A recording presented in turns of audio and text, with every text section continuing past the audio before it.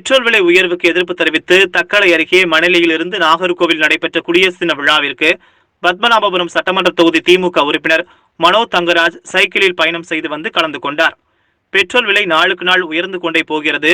வரலாறு காணாத அளவிற்கு பெட்ரோல் விலை உயர்ந்துள்ளதை தொடர்ந்து அதற்கு எதிர்ப்பு தெரிவிக்கும் வகையில் பத்மநாபபுரம் சட்டமன்ற தொகுதி திமுக உறுப்பினர் மனோ தங்கராஜ் இன்று தக்கலை அருகே மணலி என்ற இடத்திலிருந்து சைக்கிளில் நாகர்கோவில் வந்தார்.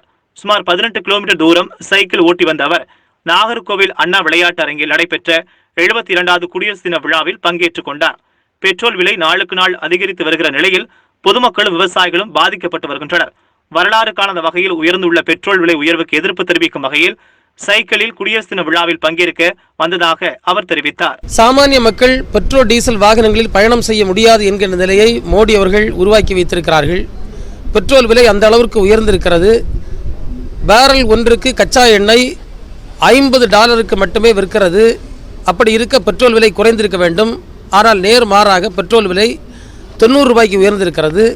பேரல் $150 விற்ற நேரத்தில் பெட்ரோலுடைய விலை $50 இந்தியாவில் இருந்தது. இன்றைக்கு இந்த பெரிய வேறுபாடு ஏற்பட்டிருக்கிறது.